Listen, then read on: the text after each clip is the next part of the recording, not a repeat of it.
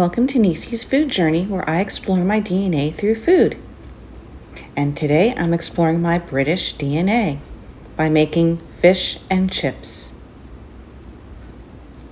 Here's what we'll be needing. We're going to start with some fresh Atlantic cod. Really, any white fish will do, but if you can get your hand on some cod, that's probably the best thing. We're going to use a variety of seasonings. My husband likes to top his with some Old Bay when he's done. We're going to use some cornstarch, some baking powder. As always, gluten-free flour. We need lard. Yes, lard. It makes them extra crispy. We're cheating today and using store-bought chips. It's going to save a little bit of time. We're a little crunched for time. And you can't have beer battered fish and chips without beer, so there's the beer. We're going to start by melting the lard, and my husband does an excellent job of making fish and chips, so he is going to be the chef today. Thanks so much, honey, for helping me out. So he's going to melt the lard, and he's going to start that for the chips. They take a little bit longer than the fish.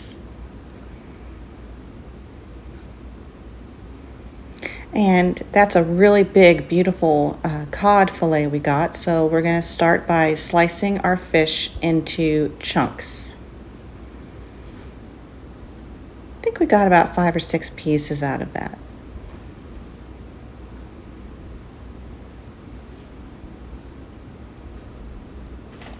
The next thing we're going to do is we're going to start crisping up our store-bought fries. They do take a little bit of time to get nice and crispy. Now moving on to the batter, as always, we're going to use some gluten-free flour.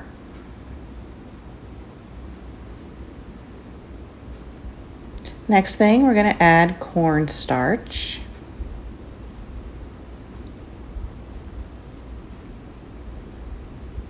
And then we're going to add a little bit of baking powder.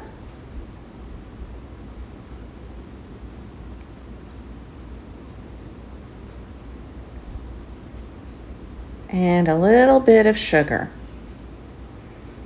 Next we have a little spice mixture here. We have some salt, some pepper, garlic powder, and onion powder. If you want to make yours really spicy, you could go ahead and add some cayenne, which my husband would love to do, but I can't handle the heat.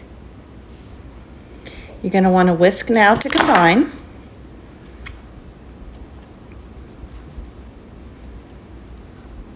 Now we're going to start melting the lard for our fish.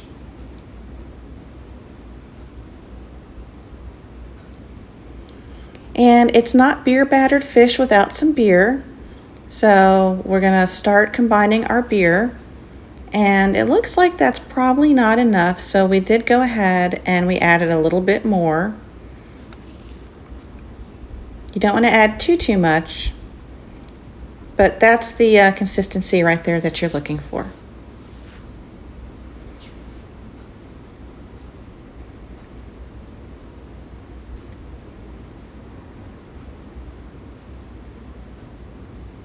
There you go. When all else fails, use your whisk. Now we're going to add our fish and we're going to start frying them up.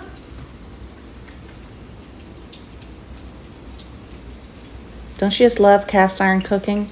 If you don't have a cast iron pan, please invest in one. They're not very expensive. We got this one at Walmart. I think it was $12, and we use it almost every single day. We have 2.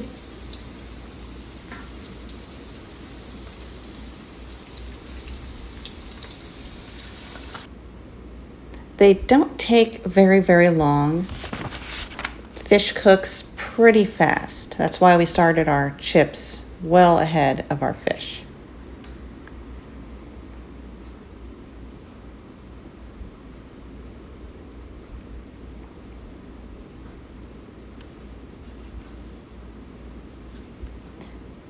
Now you can see we made a very simple homemade tartar sauce. It's just, I believe it was just mayonnaise and some relish. We decided we wanted some deviled eggs that night, and we also made some coleslaw. And here you go. Our finished dinner. Fish and chips and coleslaw deviled eggs, homemade tartar sauce. Here's our dinner, delicious fish and chips. It's a pub classic. It's so simple to make at home. This is also probably my husband's favorite meal. He orders it every time we go out if he sees it on a menu. It's a very traditional British dish. It's so delicious. I hope you give it a try. You saw how quick and easy it was to make at home. But don't take my word for it. Let's ask the smallest taste tester in the house what he thinks. Oh, Brady's got his tongue out. I know he loves fish. I think he would very much approve of this meal. If you like this video, please give it a like and a subscribe. Hit that little bell icon so you can join me on my future food journeys.